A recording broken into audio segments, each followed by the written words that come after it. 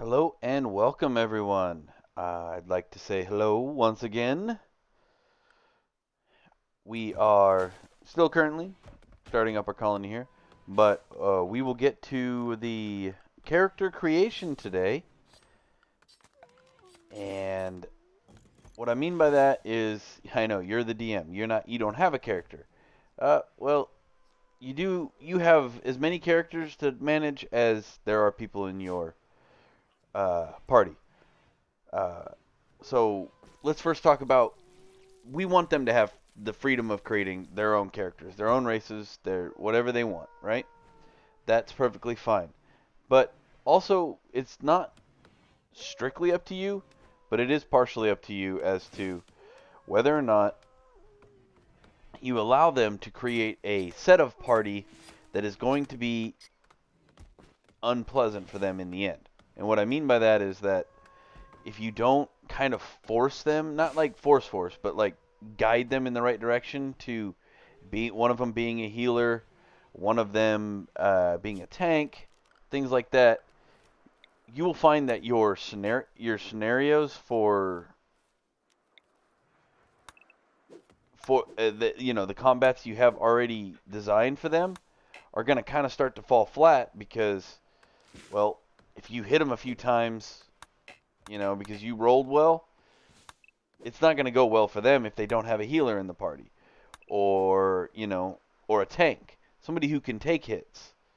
The races themselves don't matter. Don't get too terribly hung up on that, but do make sure you kind of try to guide them in the realm of don't let them ruin their own party to begin with.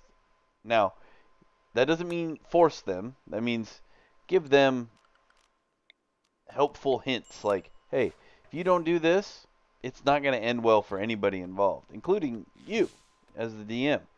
Because starting a campaign, doing all the work to get it all up and running, and then it to die rather quickly, like in the first, 3 or 4 sessions, that's frustrating for you as well. So make sure you guide them in the right direction. It doesn't mean you have to force them to do anything. It just means that, give them a helping hand as the person who's supposed to be running this. Don't let them ruin their own game before they've even started. Also, make sure you understand the difference between all the classes. That's a big thing. Um, all too often, you see DMs who don't really fully understand what each class really does. So, most people understand what the rogue does. He sneaks around and he stabs things. But in all honesty, the ranger, without, the non animal style rangers, aren't that much different either. They do a lot of sneaking. And make sure you understand that they can't just say, "Oh, I sneak," even though they're standing in the middle of the open. That's not how that works.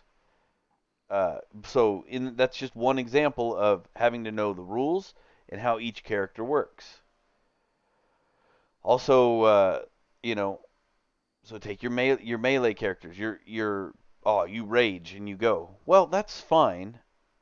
Um, that's what a barbarian does, right? They rage, and that seems like all they do. However, a good DM will take what they can do and make it more fun for them. Don't just now we all joke about it, but don't just take the barbarian's mind over and over again so you have a fun melee character.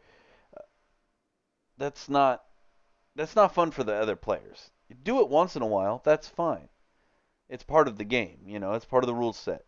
But don't just do that. Each character has its own unique abilities and own unique weak spots. So take that into consideration when making each combat, when deciding to when doing your actual RP side, because intimidation as a berserker or as a sorry, it's an old term, um, as a barbarian is a very effective means of playing the game. Don't let them forget that. Like barbarians can be just as an integral part of the RP as all the other players. More so in some aspects because they often have this realm of what's the word I'm looking for? You know, like I'm a barbarian. I get angry when somebody, calls me an idiot. Let them play into that. So make sure you round all of your encounters, be it fighting and be it in the, in the town doing the RP stuff. Make sure everybody gets involved. So make sure when they create their characters, you then start thinking of ways to include everybody involved. That's not an easy task. I understand. I know that firsthand, and sometimes it's because of the character they've chosen, and sometimes it's because of the personality of the person. And take that into account as well. If somebody doesn't like doing the RP as much, but it really enjoys the combat side of things, don't force them to interact. Don't ham fist them into, you know, falling in love with somebody. It's just an example. But don't do that kind of stuff. Allow them to participate as much as they want. Just make sure that they can be included, but don't force them to be included. Also, you have take magic is the other one. Make sure you don't have people who have you know gone out of their way to make just magic users. Uh, it's not very much fun for you, and it's easily disrupted.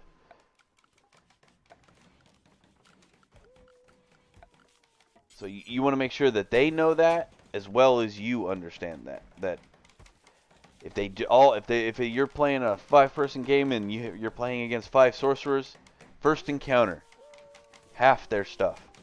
There are many different scenarios in which magic is basically diffused because of objects in the world. And make sure that they understand that, and that's just one aspect that you can do to quell that. Everybody casts polymorph, everybody's giant apes turn, on at level 5. That's not very much fun for you, and although they think it's fun, they'll get bored with it rather quickly. So make sure that you allow them the knowledge to understand what you will do if they do a certain thing. Other than that, allow them to have the freedom to do whatever they want with their characters. If one guy wants to be evil and another one wants to be lawful good, or if there's a paladin and he's like, yeah, but I want to be a paladin, but I'm not a good paladin. Allow them to be the non-good paladin. They can be chaotic. That's perfectly fine. Let them be the unpleasant individual. And that everything about that is okay. The rules state that, like a paladin will be, lawful good and all this stuff like that. Nah, let them be evil. And in fact, you can, during your world building process, if you know one of your players is going to be like that and wants to play that character, give him opposite powers. Look at the warlock stuff and stuff like that, and just kind of, although he's being a paladin and he has many of the paladin traits, give him some non-paladin abilities. Allow him to do that. That will allow your character or your players to be who they want to be in the world. Don't think that just because the DM guide says this thing, that you can't allow them to explore other avenues. Let them be free to do that. The best games I've ever played are ones where they're like, okay, yeah, we'll go that route. We'll see what we can do. So that's this on character building. Again, you need to know how to build characters as well, though. Make sure you know that front to back, upside down, left and right, because if you've got a new person, they're going to look to you every single time on how to build the character. So make sure you 100% know how to build a character. Even if that means you build 10, 15 characters, put them on the sheets, do all that kind of stuff. That'll actually help you later on. So if you want to introduce like NPCs for them to interact with and things like that, it's really nice if you have character sheets already made up. Just at whatever level that character finally comes in, you can just level them up to that point. It makes it really easy. and it also gives you practice at making characters to help out your new folks.